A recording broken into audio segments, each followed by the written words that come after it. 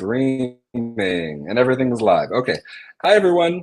This is Marcus, Dev Relations at Edge and Node, and I have a fantastic guest here today, Chidubem, who he and I have been chatting for, I don't know, 2 years now. Like in the Graph Discord and Telegram through X, and now Chidubem, I'm super happy to have you on Graph Builder's Office Hours. So welcome to Graph Builder's Office Hours. And for those who don't know about Chidubem, could you introduce yourself and share a little bit about what brought you to the Graph ecosystem? Yes, thank you so much for the platform. My name is Chidubem Okeke.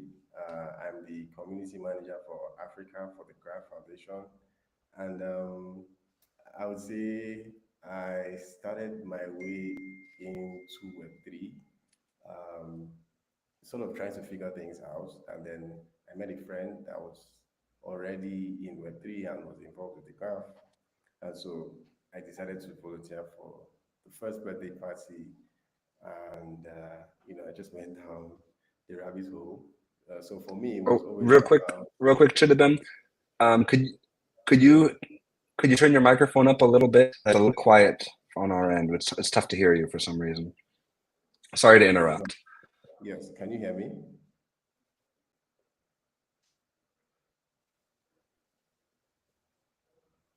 Can you hear me? Keep talking.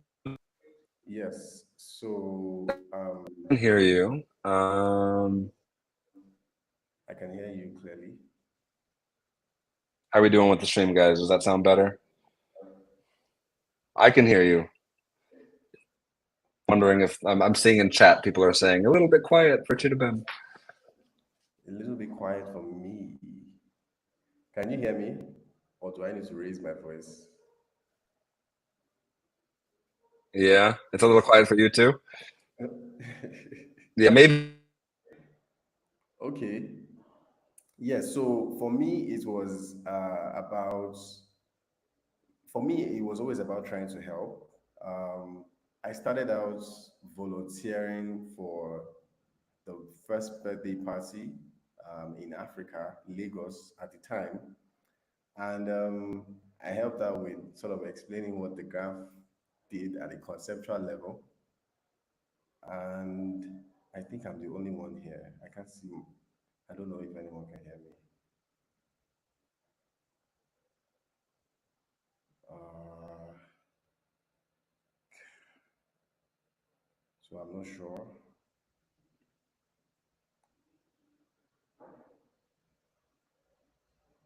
Hmm.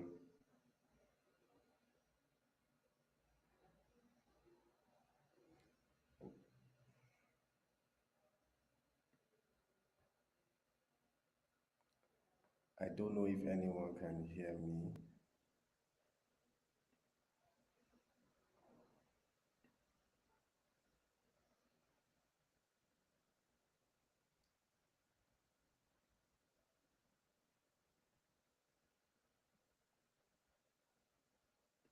Uh, do I need to rejoin?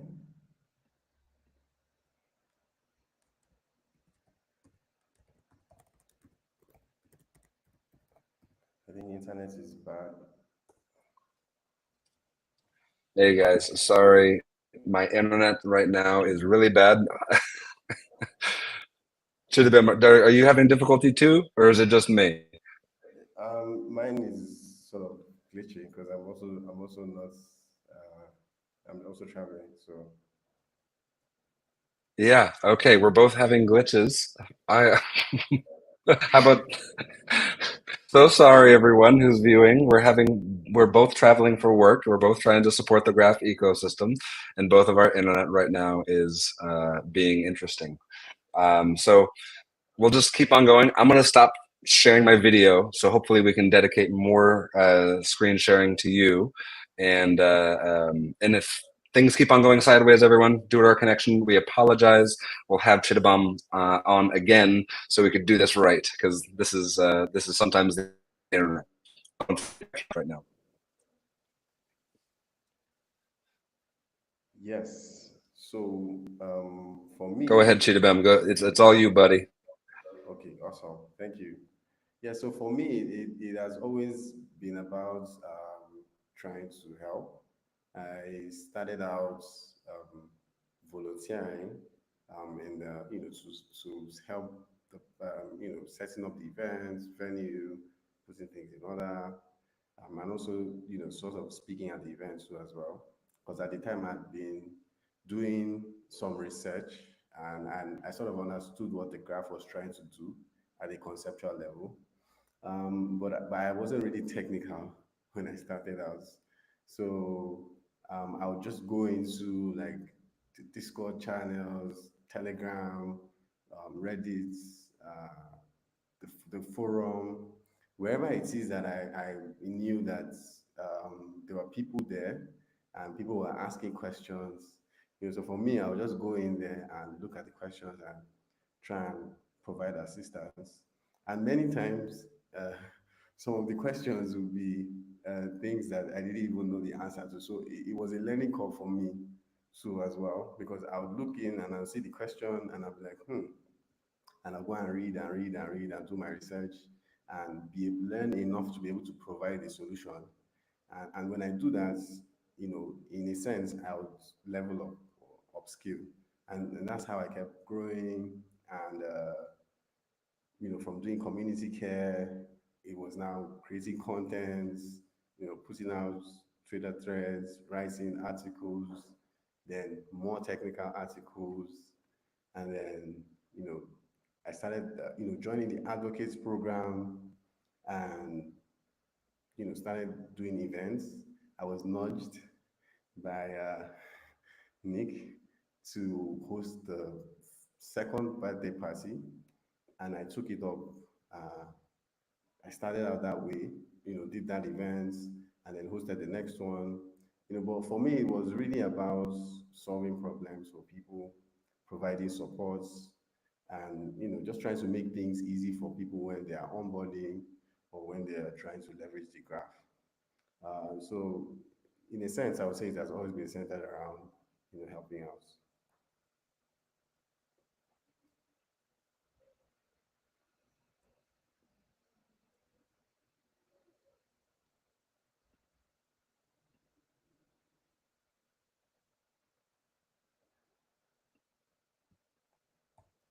Anyone there? Okay, I'm back. Hey, Chidubem. Awesome. Yes. I'm there. Yes, we're still streaming. I'm going to turn my camera off to the internet, but I'm still here. Awesome, man. Well, thank you so much for joining today. I also started as a graph advocate and just kept on being involved in this ecosystem. So I'm really happy to be here, helping the graph and helping the core devs and the mission of having decentralized data in a accessible, readable, indexed format, which is really important to be just to be available in a nice, polished way. So, Chidubem, you are now building with subgraphs, and you're educating others on building with subgraphs. What are a few of the things that you want to go over today that you have learned in your journey building with subgraphs? Well, I've been working on, so for me, in a bit to try to help out, because initially I was solving problems that were sort of non-technical, and then I moved on to events and hosting events and speaking at events, and it started becoming way more technical, and so I had to sort of upskill, and I would say it got to a point where I attended several events or hackathons, and I would see that maybe the way I was teaching, and if I could go the extra mile to provide like some tutorials, it would help people like move faster or adopt or leverage the graphs technology much quicker during these hackathons. So I would see that people come to these hackathons for to solve problems, or they're building solutions that are solving problems. And for the first time, they would need to jump on a new technology, and they have just 3 days, so to be pressed for time. So they will spend like the bulk of the time idioting, and then by the time they actually get to work building, and you're trying to get them to say, "Oh, okay, I think you can leverage the graph, and it makes your solution much more scalable, much easier to deal with." The graph is abstracting that indexing layer for you, and you don't have to worry about that. So trying to get them to use it the first time, with that, when they're pressed for time, it's usually very difficult.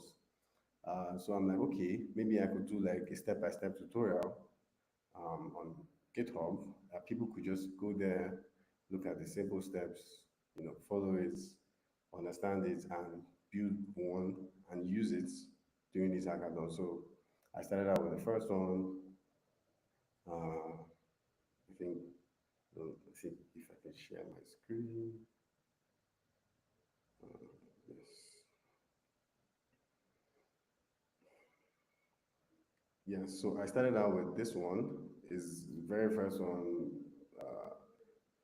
is this is I mean I just used an ERC20 token and it's Uniswap's token. So I just built out a simple tutorial with this ERC20 token, to sort of to make it easy for people to just know all the prerequisites that they need, down to setting up their accounts, and even using it, and then even understanding the project structure, because many times I would even see that sometimes they would follow the steps on some other resources that I've seen, and they don't even really know that the code exists somewhere.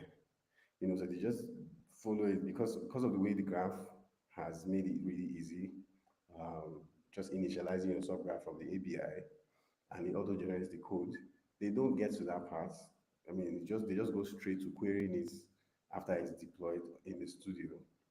So when they now need to make it a bit more customized, it becomes more technical because they don't really understand what's going on and they don't know where to look. So I sort of did this, explaining the difference, um, explaining the structure of the subgraph, which the first part, the YAML, making them understand what the YAML is, making them understand what the schema is, making them understand, the mappings logic, and then even giving them showing them my code, exposing the code so that they can actually see how I built this thing or how I customized it to what I wanted. And that way, it will sort of give them an idea on maybe how to also customize theirs. So, and I've seen it happen in maybe different hackathons where people would go into my GitHub, sort of pick up one repo or something that I've done. Like this one, for instance, I built this for a DAO, and I wasn't building with any DAO in particular in mind. I just built it just to show the use case for maybe if you're building a subgraph for a DAO, right? And put out the step-by-step tutorials. Sorry, put the step-by-step instructions, and expose the code, commented on every single thing, so how I played around with the logic, and going for these hackathons, people using this, and they are starting to understand it. It makes it easier. It makes it easy for them to adopt this. So it makes it easier for me as well. Um, but yeah, that was the rationale behind it, and that's why I actually started doing all of this. It's still a work in progress. I'm not done. Uh, I have a number that I'm working on of different use cases, but I sort of paused when I was traveling. So I'm guessing when I get back, I'll just continue from where I stopped.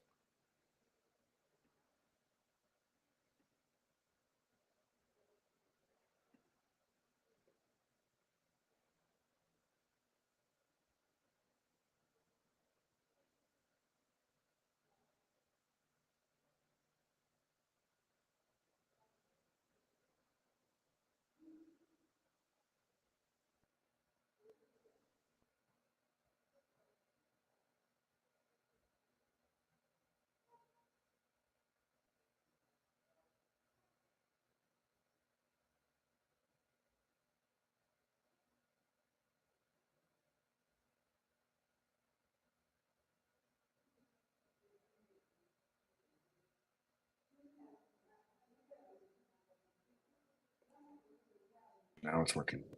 Hey, Chidubem. How are we doing, buddy? How's it going? My stream is connecting and then disconnecting and then connecting and Well, disconnecting, and I'm just we, I'm so sorry.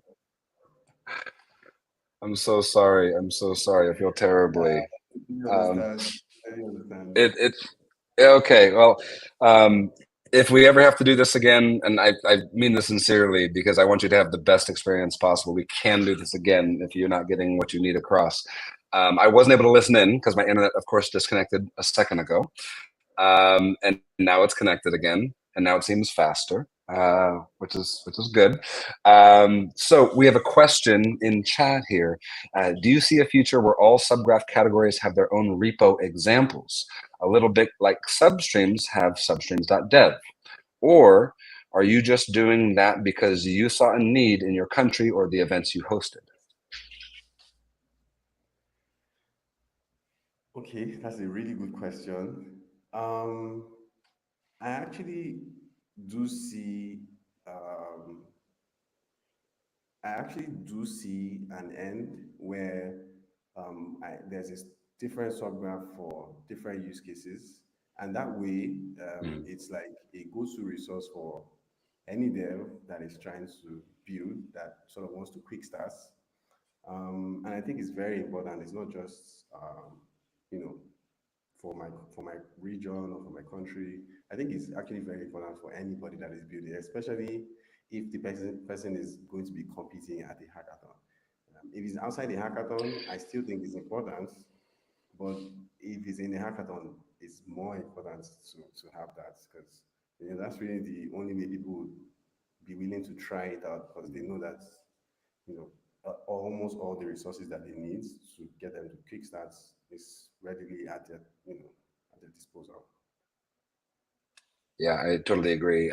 I try to share as many examples as possible. I remember learning subgraphs initially, and the only way I learned was having example code that had good, just supporting documentation, good comments, and then trying to do it on my own and just saying, okay, well, I see what they're doing. Let me try to do it on my own. And then I'd be frustrated. And then I'd go back and I'd do it again. And I'd go back and I'd do it again over and over.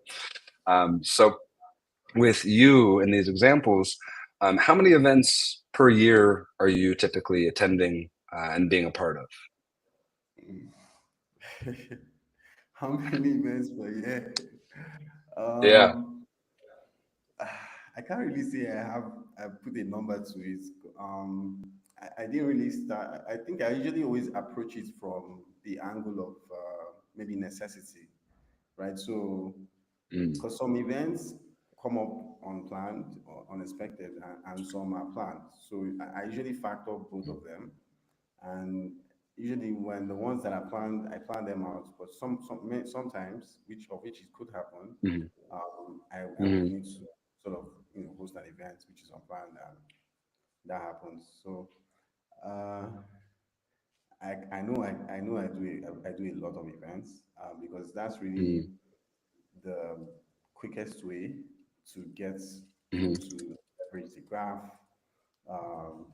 and being present there is even more mm, important because people will have questions, people will run into bugs, and you have to be mm. there for them to stick it through to the point Yeah.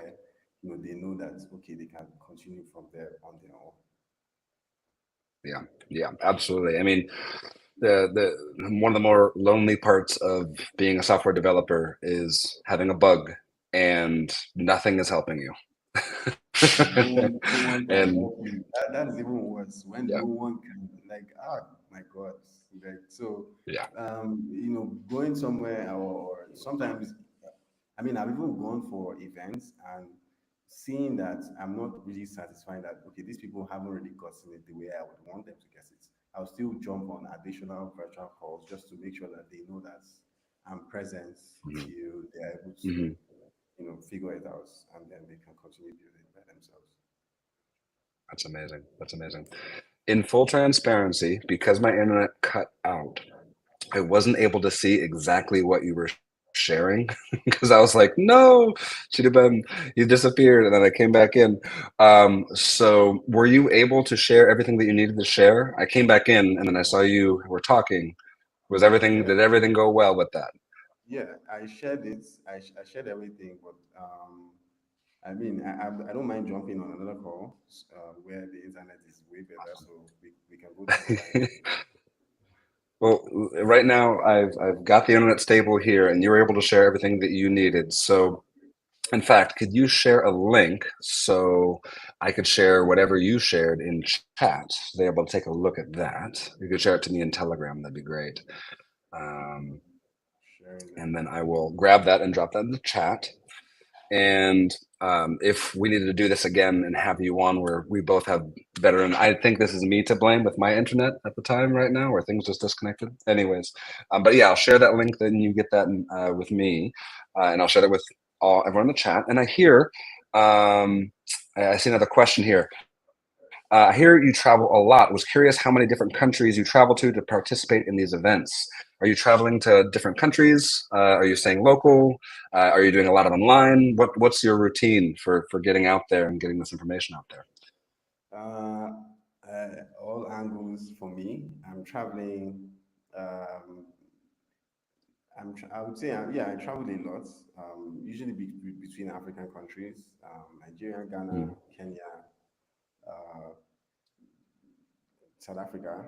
Um, mhm, but then my routine is mostly I'm hunting down events that I think have like really good opportunity to onboard devs, or yeah, there's opportunity to find like high quality devs, or there's an opportunity to find maybe an already existing product that I think is not leveraging the graph and they need to leverage the graph. So mm. uh, I mean, I don't, I can't really say. I just have a calendar that is open 2/4, and if anybody needs to jump on a meeting like ASAP, we're jumping on the meeting, and we just keep it moving that way.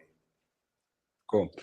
For those out there that know you, that have met you at events, that have seen what you are helping out in the graph ecosystem, how can others reach out to you to help you out, for you to help them out? How can they connect with you? What would you prefer? Is that Twitter? Would that be best for you, or is there another way? I think Twitter is ideal. It's easiest, fastest way to reach me would be on Twitter. Okay, perfect. Let me find your Twitter here. My internet is still working, so we're doing well. Little moments of victory. We're going to take it. All right, there you are. Chidubem W3. All right, I'll share that in chat. Yeah, there's both of these events, which I think is pretty dang cool, where just getting involved because we were passionate about the technology, the ability of decentralized indexing to provide a better read experience for blockchain that is decentralized. And one of these days, Chidubem, you and I will be meeting in person. One of these days, it'll happen. I don't know when it'll happen, but for now, this is the best we can do. So, I would love to have you on when our internet is super duper clean and there's no errors whatsoever. And I'll get that repo. I shared that repo in chat, and so they'll be able to take a look at that and be able to see how you are getting more developers onboarded and understanding of this protocol. And for now, if is there anything else that you want to go over for today? I'll give you the final word if there's anything else or anything other topics you want to cover. No, no. For now, I think I'm pretty good for now. I think I'm Awesome. pretty good for now. When I think when I'm traveling now, hopefully this weekend I'm back in my country, and between then and now, anytime I'm free to jump on another, space like this to share more. Because there are a couple of Perfect. things that I was working on that are incomplete, and I need to complete them. And I think another call would be good to showcase that. I also have other people that are working with me. Like I have a team that are building some of these projects with me, and it would be nice to, showcase some of their work too as well. Yeah, awesome. And actually, I see one other question in chat. Are there any cool projects you saw and you're seeing as you go through these hackathons, and you like to present as examples to teaching and mentoring students? Or like, how do you? Is there anything exciting that you're seeing out there in terms of projects that you like to share around? In terms of like a subgraph that was really cool or a substream? Oh, well, I mean, there's this really cool subgraph that I saw. I'm trying to pull up Oh, the share it in name. chat. Let's do it. Let's see it. It's super cool, super cool. Where did he post that? Let me pull it up. Um, right here. Okay.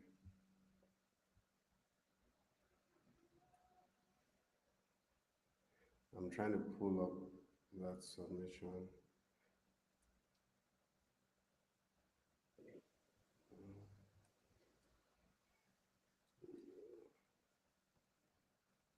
Wow. Why is he hiding now? Live. That's always why. It's all if it's ever live, that's why. Yeah, but it's just here. Um, ALX submission. Oh, I can't find it. Where is it? Oh my God.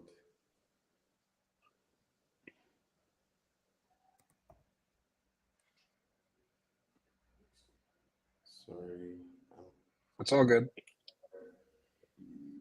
yes, I found this. So this is a really cool submission. Uh, Mm, with-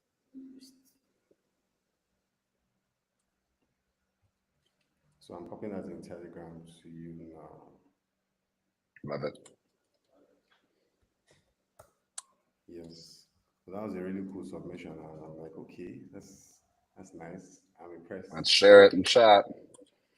So the person was All right. tracking real-time tracking of new ENS domain name registrations, and he was able to pull that off from one So of a his real-time tracking of domain registrations at ENS.